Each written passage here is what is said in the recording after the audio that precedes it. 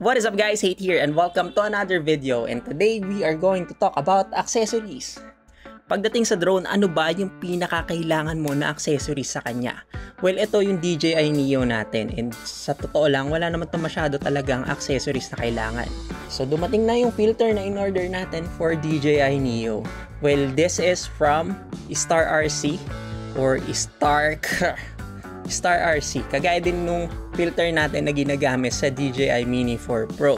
Pagdating sa drone, ang pinakakailangan mo lang naman talagang accessories sa kanya is filters. Actually, karaniwan sa mga accessories na binibenta pagdating sa drone is yung propeller guards, kahit hindi naman kailangan ng drone talaga, like yung mga mini series, yung mga Mavic series. Kasi kung hindi mo naman papaliparin aggressively yung drone, hindi mo naman kailangan ng mga propeller guards. Well, etong DJI Neo, since naka-design siya na para siyang FPV drone and naka-design siya na bumangga-bangga or mag-crash nang hindi nasisira, kaya meron siyang mga propeller guards. So, kompleto na yung accessories nito. Well, ang pinakailangan mo na lang is filter. And nakala ko nga dati, walang filter na magkakasya dito. Pero, merong gumawa. And isa to sa mga masasabi ko na okay na filter pagdating sa drone. Kasi, Star RC din yung filter na ginagamit natin dun sa DJI Mini 4 Pro, and wala naman akong ibang complaint dun. So without further ado, buksan lang natin yung filter neto and tingnan natin kung ano ba siya.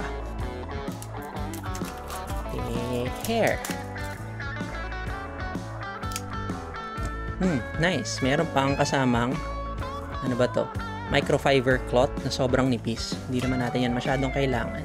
Wow.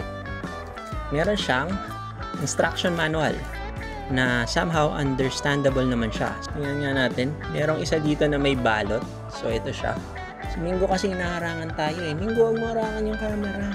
Well, tulugan kasi ni Mingo tong studio. Itong table natin sa studio. Yan. Harap ka sa kanila, Mingo. So, ito yung filter natin. So, bali tatlong filter lang siya talaga. Align the magnetic plate with the group. Oh, okay. Tatlo nga talaga yung filter na kasama nito, and itong bilog na to, ito yung ikakabit natin sa drone. So, pag kinabit mo to sa drone, itong filter niya is magnetic. So, ang bilili nating filter is ND8, 16, and ND32. So, itong tatlong to, yung pinakagamit na filter para sa drone. So, yung mas mataas pa dito kapag sobrang liwanag na. Oy, wag mo harangan, Mingo. Ikaw lang yon. Nakita mo na naman yung sarili mo. So, ayan. So, kailangan mong idikit to dito. So, ang dumi, Mingo. Ang daming balayibo.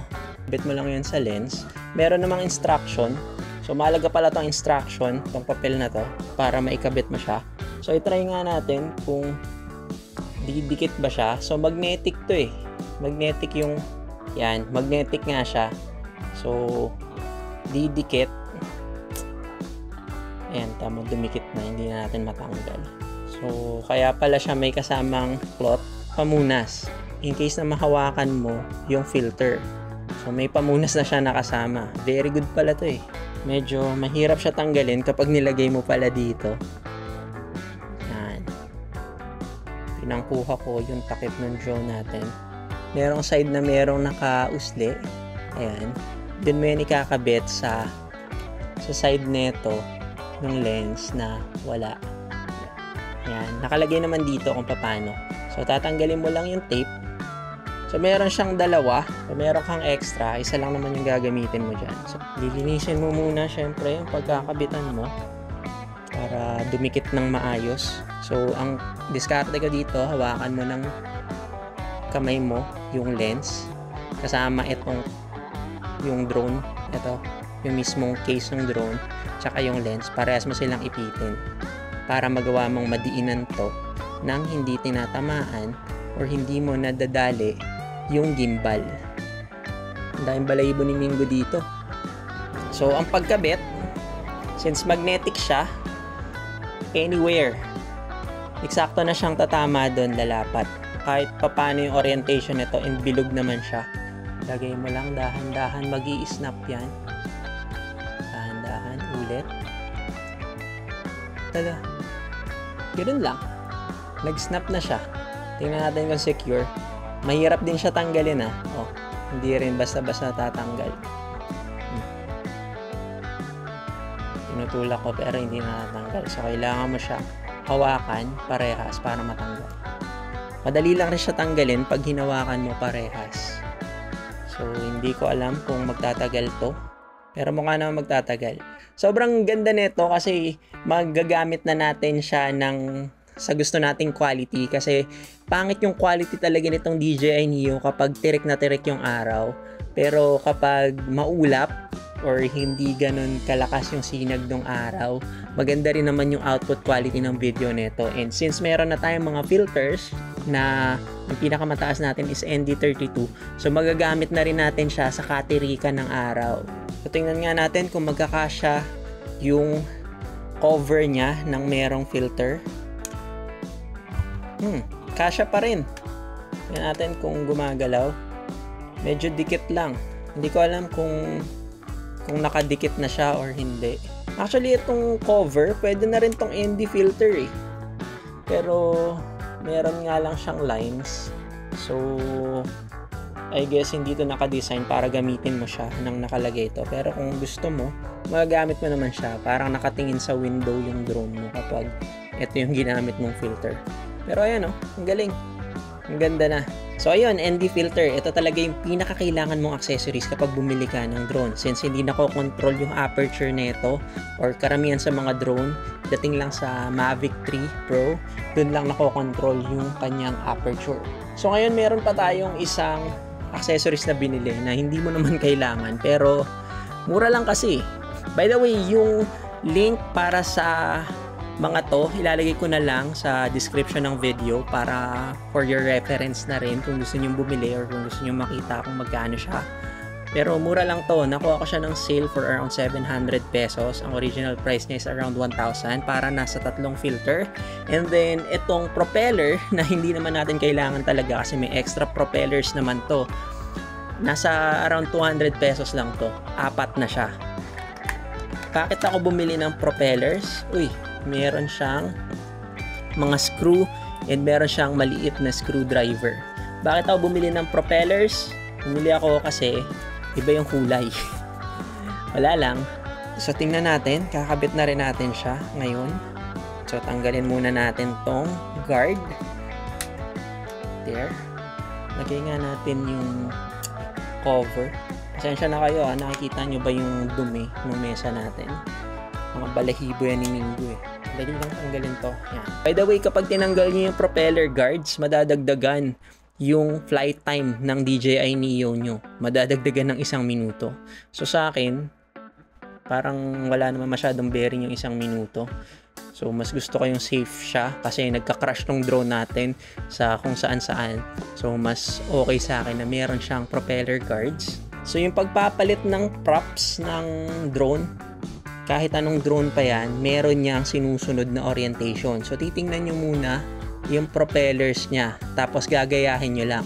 Kagaya nito, yung mababang side is nandito. So, itong side, itong nasa harap, hindi yan yun. So, ito siya. Yung nasa likod. Tapos, pagdating naman dito, sa kabila,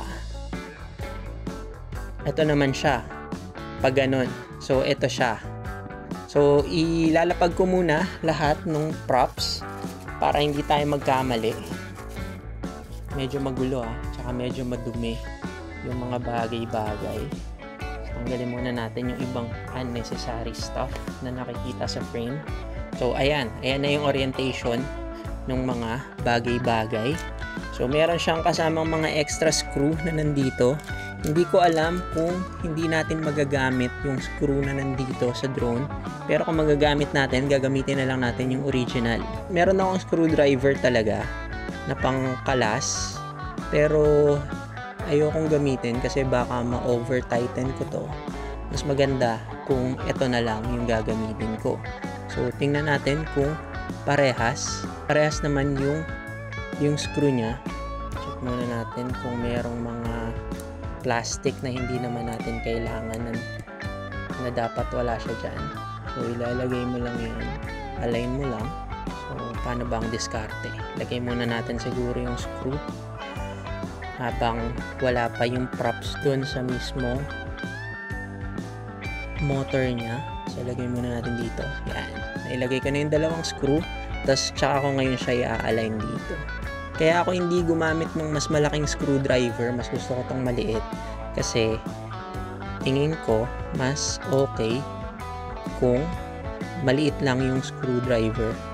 Kasi, hindi natin ma-over-tighten to. Labas ka na? Sige, labas ka na nga. Oh. Yan, lumabas na si Mingo. So, counterclockwise yung pagkalas and then clockwise yung pag-ikot ng pagkabit. Ayan, sobrang dali lang niya kalasin. Tapos, kabit natin to ulit. May mga balabalahibo pa ni Mingo. So, anong mangyayari kapag nagkamali kayo ng paglagay ng props? So, syempre, hindi lilipad ng maayos yung drone nyo. Possible pang hindi siya lumipad talaga kasi mali yung angle ng hélice niya. So, tamang higpit lang sa ganito. Hindi nyo naman kailangan ng sobrang higpit.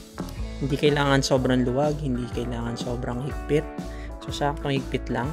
Itong mga screw na nandito, okay din naman na gamitin nyo to kasi meron siyang locker or lock na kasama. Yung kulay blue na nandyan. Pwede naman yun. Pero tingin ko, okay pa rin naman to kasi first time pa lang rin naman natin siyang tatanggalin tsaka papalitan. And mapapansin ko naman yan kung lumuluwag na yung propellers niya. So itong mga propellers na to, itatabi lang natin yan kasi magagamit pa natin yan. So ayan, testing nga natin. Ang dami mga balahibo ni Mingo. Galing ko muna tong filter kasi hindi natin siya kailangan. Somehow low light dito sa studio. Testing nga natin kung lilipad siya. Kabit na natin yung guard. Lagay nyo lang siyang ganyan. Wala naman siyang orientation. So, kahit papano. Kasi symmetrical naman to. So, wala siyang left, wala siyang right. So, paglalagay niyan, lagay nyo lang yung isang side. Mag-i-snap yan. Tapos, yan. Ito sa kabila. Yan. Parang walang silbi tong upgrade na to. Kasi propeller siya, gumagana naman yung stock. Pero para sa akin, bukod sa aesthetics, gumanda siya ng konti or nagmukha siyang unique somehow. Mas madali siyang makita kapag lumilipad siya kasi orange. Orange yung kulay na pinakamadaling makita. Lalagay natin siya ngayon sa spotlight. Spotlight.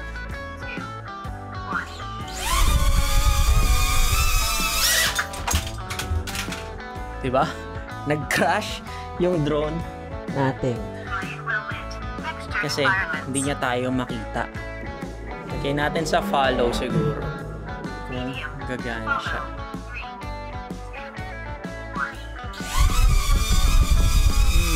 Mukha naman siyang okay.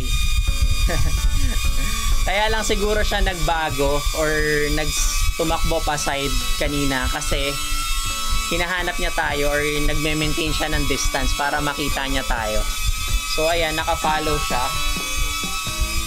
And stable naman siya sa ere. So hindi naman siya umaalis. Yan, sumusunod siya sa atin. Try ko lumayo ng konti. Natin yung susunod. Hindi siya sumusunod kasi hindi naman tayo lumalayo ng sobra. Nandito lang siya. And hindi nyo lang siya makita sa camera. Tingnan natin kung lalapit. So ayun, okay lang. Gumagana pa rin siya as usual. Nakita nyo kanina nag-crash, di ba? Ganon katibay itong DJI Neo. Bumagsak siya ng mga 1 meter siguro. Kasi tumama siya dito sa softbox. Pero carry lang. Buhay pa rin, di ba? Halos walang nangyari. So ayun, ito yung dalawang upgrade natin for DJI Neo, yung filters and then yung propellers. Actually, hindi mo naman kailangan yung propellers, kaartehan lang siya, aesthetic. Pero kung somehow nakikita mo na kailangan mo ng madagdagan yung visibility niya kahit papano, maganda rin yung may kulay na props. Tapos, syempre, yung pinaka-filter. Kasi ito, kailangan mo talaga to kapag mataas yung liwanag para mas maganda or madagdagan yung video or photo quality ng drone mo. Hindi lang sa DJI Neo, kailangan talaga yung filter lalo na sa ibang mga drone. Unless syempre kung nababago yung aperture ng lens ng drone mo, kagaya nung sa camera or kagaya nung sa Mavic 3 Pro, di ba? So ayun, dito na muna natin tatapusin tong video na to. Thank you guys for watching and abangan nyo yung testing natin or yung test flight nitong DJI Neo ng merong filter. So again, thank you for watching Hate Photography TV and don't forget to like and subscribe. Once again, my name is Hate. See you in the next video. Mabuhay!